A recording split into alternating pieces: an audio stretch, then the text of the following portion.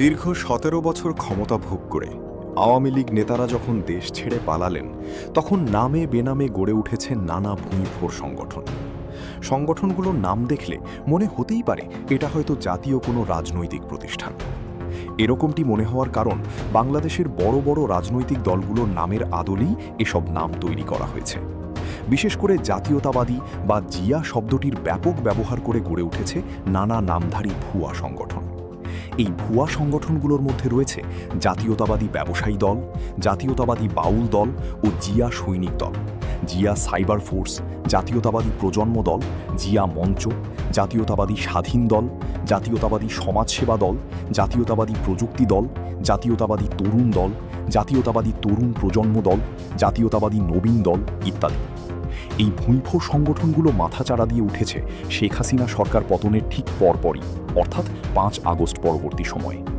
বাধ্য হয়ে বিএনপির প্রেস রিলিজের মাধ্যমে এ ব্যাপারে সতর্কপত্র জারি করা হয়।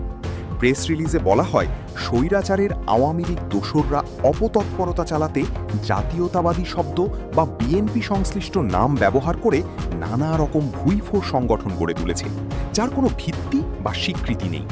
জানেন, আমরা ইতিপূর্বে কয়েকবার আপনাদের মাধ্যমে জানিয়েছি, কিছু কিছু সুবিধাবাদী, কিছু কিছু সুযোগ সন্ধানী এবং সোজা বাংলায় যেটাকে আমরা বলি পাটপাট টাইপের কিছু মানুষ দলের নাম ভাঙিয়ে নানা ধরনের কাজ করে।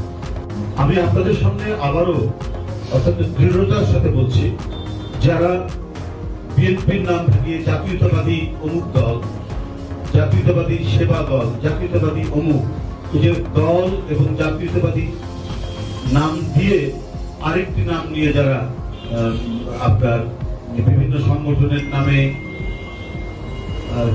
প্রেস ক্লাব সহ বিভিন্ন জায়গায় বিভিন্ন স্থানে তারা যে প্রোগ্রামগুলো করে, এটার সাথে মূল বিএনপি এবং বিএনপির যে স্বীকৃত 11টা সংগঠন এবং বিএনপির যে বিভিন্ন আপনার পেশাজীবী সংগঠন যেগুলো রয়েছে, এদের সাথে এদের কোন সম্পর্ক। আবারও আপনাদেরকে খোলাসা করে বলছি যে বাংলাদেশ জাতীয়তাবাদী বিএনপির নামে বিএনপির জাতীয়তাবাদী দিয়ে মাঝখানে আরেকটা নাম দিয়ে বা লাস্টে দল দিলেন অথবা দল নাম ব্যবহার করে, এগুলো কেউ করলে পরে আপনারা সেটিকে কখনোই এন্ডোর্স করবেন। এবং যারা এই সংগঠনের নামে বিভিন্ন প্রোগ্রাম করে থাকে, আমরা বিএনপি তাদেরকে কোনোভাবেই মানে দলীয় লোক হিসেবে গ্রাহ্য করবে না, তাদের বিরুদ্ধে শাস্তিমূলক ব্যবস্থা আমাদের সকলকে ধন্যবাদ। এরকম একটি সংগঠনের নাম জাতীয়তাবাদী তরুণ দল। অনুসন্ধানে দেখা যায় দলটির কেন্দ্রীয় সাধারণ সম্পাদক হিসেবে আমিনুল ইসলামের নাম এবং এই দলটির উপদেষ্টা হিসেবে জাকারিয়া লিংকনের নাম। এই দুই ব্যক্তির উভয়ই বরিশালের ঝালকাঠি জেলার রাজাপুর উপজেলার বলে জানা যায়। শেখ হাসিনা পতনের কয়েক মাস পরে ১৬-১০-২৪ ইংরেজি তারিখে জাতীয় প্রেস ক্লাবের আব্দুস সালাম হলে আমিনুল ইসলাম, জাকারিয়া লিংকন এবং তাদের সহযোগীরা মিলে জাতীয়তাবাদী তরুণ দলের ব্যানারে একটি সভা আয়োজন করে। অন্যদিকে তরুণ দলে নামে বিএনপির কোনো অঙ্গ সংগঠনের অস্তিত্ব নেই। বিষয়টি মাথায় রেখে জাকারিয়া লিংকন যা মনে করেন তা হল আচরণে অনুমোদিত। একটি কথা তরুণ দলের বিভিন্ন পর্যায়ের নেতাকর্মীদের মাঝ থেকে উঠে এসছে, সেটা হচ্ছে যে তাদের নিবন্ধন, আমি যেটা মনে করি অনুমোদন, দলীয় অনুমোদন স্বীকৃতির ব্যাপার। যতটুকু আমার নলেজে আছে, যতটুকু আমি দেখতে পাচ্ছি, তাতে এটি আচরণে অনুমোদিত একটি সংগঠন বা সবকিছু যে আপনার অফিসিয়ালি নিবন্ধিত, হ্যাঁ, এটা একটি পর্যায়ে অফিসিয়ালি নিবন্ধিত হওয়ার প্রয়োজন অবশ্যই আছে। তরুণ দলের নামে আয়োজিত ব্যানারে জাকারিয়া লিংকনের আরেকটি পরিচয় পাওয়া যায়, যা হলো ইবাইস বিশ্ববিদ্যালয় নামের একটি বেসরকারি শিক্ষা প্রতিষ্ঠানের প্রতিষ্ঠাতা হিসাবে। তথ্যটি আরও ভালোভাবে অনুসন্ধান করে জানা যায়, জাকারিয়া লিংকন ওই বিশ্ববিদ্যালয়ের শুধু প্রতিষ্ঠাতা দাবিদার নয়, তার দাবি অনুযায়ী একাধারে তিনি ওই বিশ্ববিদ্যালয়ের উদ্যোক্তা, ট্রাস্টি বোর্ডের chairman, vice chancellor, pro vice chancellor ও ট্রেজারারের দায়িত্ব পালন করছেন। পাশাপাশি তিনি লাইসেন্স হোল্ডারের দাবিদারও বটে। একজন ব্যক্তি একাধারে এতগুলো দায়িত্ব পালন করছেন তা বেশ আশ্চর্যজনক। এই বিশ্ববিদ্যালয় নিয়ে আরও অনুসন্ধানে জানা যায়, ইবাইস বিশ্ববিদ্যালয় নামে ইউজিসি ও সরকার অনুমোদিত একমাত্র বৈধ ক্যাম্পাস ছিল ধানমন্ডি ১৬ নং রোডে অবস্থিত ঠিকানা, যা পুরাতন ধানমন্ডি ২৭ নং রোড হিসাবে পরিচিত। কিন্তু জনাব জাকারিয়া লিঙ্কন বর্তমানে ইউনিভার্সিটি চালাচ্ছেন উত্তরার একটি ঠিকানায়। জাকারিয়া লিঙ্কনের উত্তরার ঠিকানাটি ধানমন্ডির ঠিকানার মতোই সাদৃশ্যপূর্ণ এবং বেশ বিভ্রান্তিকর। বৈধ ইউনিভার্সিটির ঠিকানা ধানমন্ডি রোড নং ১৬ হলেও জাকারিয়া লিঙ্কনের উত্তরার ঠিকানায় বাড়ি নং ১৬। একইভাবে জাকারিয়া লিঙ্কন মোহাম্মদপুরেও ধানমন্ডির ঠিকানার সাথে সাদৃশ্যপূর্ণ ঠিকানা ব্যবহার করেছিলেন, যেখানে বাড়ি নং ছিল ২৭। এভাবে উভয় ক্ষেত্রে দেখা যায় কোনো না কোনোভাবে ২৭ নং বা ১৬ নং এই বুটি তথ্য জাকারিয়া লিঙ্কন তার ক্যাম্পাস ঠিকানায় যুক্ত করেছেন। অন্যদিকে প্রকৃত বৈধ ঠিকানা হল ধানমন্ডি ১৬ নং রোড বা ধানমন্ডি ২৭ নং রোড পুরাতন। ঠিকানার বিষয়টি অত্যন্ত চাতুরতার সাথে ম্যানেজ করেছেন জনাব লিঙ্কন সাহেব। কিন্তু একসময় শিক্ষা মন্ত্রণালয় বুঝতে পারেন যে ঠিকানাটি বিভ্রান্তিকর এবং ভুয়া। তারপর থেকে জাকারিয়া লিঙ্কনের ঠিকানায় শিক্ষা মন্ত্রণালয় যোগাযোগ বন্ধ করে দেয়। আর এই যে এই ঠিকানা উত্তরার ঠিকানায় শিক্ষা মন্ত্রণালয় আমাদের সমস্ত যোগাযোগ এখানে করেছে, কিন্তু বর্তমানে করতেছে না। এর আগে রেগুলার যোগাযোগ এই ঠিকানায় হতো, যেটা আমরা অনুমোদনকালীন ঠিকানার পরে ২৭ নম্বরে আমরা যখন ১২ চলে যাই ধানমন্ডি, সেখানেও শিক্ষা মন্ত্রণালয় যোগাযোগ করতো। যে কোনো ধরনের সিদ্ধান্তের কপি আমি পেতে পারি, অথবা উপাচার্য ইউনিভার্সিটির নামে, উপাচার্য না থাকলেও উপাচার্যের নামে বা রেজিস্ট্রার নামে একটা চিঠি আমি আমার ঠিকানায় পেতে পারি, কারণ এই ঠিকানায় তো সমস্ত যোগাযোগ শিক্ষা মন্ত্রণালয় করেছে বিগত দিন। এই ১৮ সালের শেষের দিকে বোধহয় মাঝামাঝি এসে তারা যে কোনোভাবে আবার ইউটার্ন নিয়ে যোগাযোগ বন্ধ করে দিয়েছে। ২০১৯ সালে RTVর একটি অনলাইন প্রকাশনাতে জাকারিয়া লিঙ্কনের একটি ভিডিও দেখা যায়।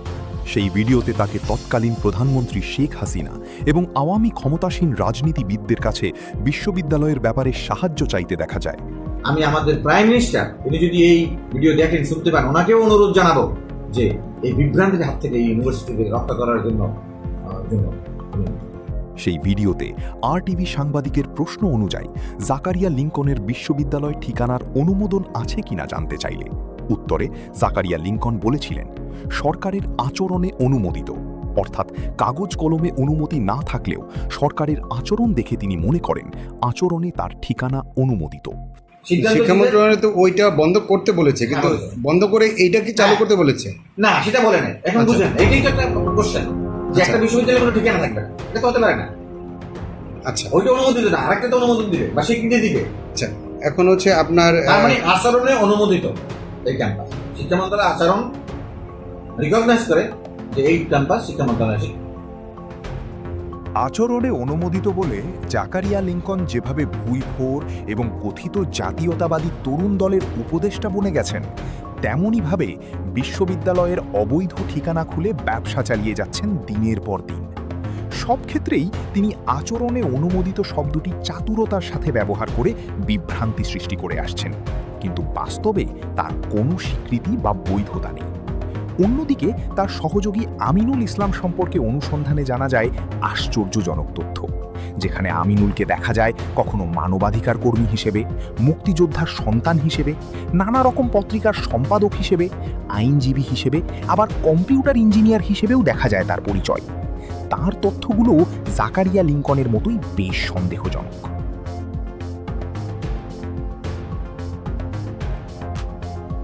পরবর্তীতে শেখ হাসিনা পতনের পর অর্থাৎ ৮ই আগস্ট ২০২৪ রাতারাতি আমিনুল বনে যায় কথিত জাতীয়তাবাদী তরুণ দলের কেন্দ্রীয় সাধারণ সম্পাদক হিসেবে।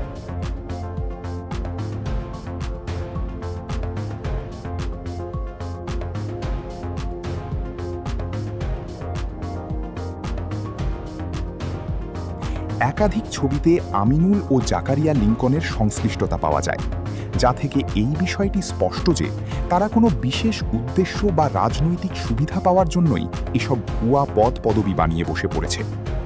অনুসন্ধানে আরও জানা যায়, মূলত জাকারিয়া লিঙ্কন এবং আম্বার গ্রুপের শিল্পপতি শওকত আজিজ রাসেল দীর্ঘদিন যাবৎ ইবাইস বিশ্ববিদ্যালয়ের মালিকানা নিয়ে দ্বন্দ্বে লিপ্ত। কিন্তু হঠাৎ করে শেখ হাসিনা সরকার পতনের পর জাকারিয়া লিঙ্কনের মতো আওয়ামী উচ্ছিষ্টভোগীরা রূপ বদলে হয়ে ওঠে ভুইফোর বিভিন্ন সংগঠনের নেতা। রাজনৈতিক দলের নামে ভুইফোর সংগঠনের দৌরাত্ম্য থামানো না গেলে হয়তো চাঁদাবাজি টেন্ডারবাজি থামানো অসম্ভব হয়ে পড়বে।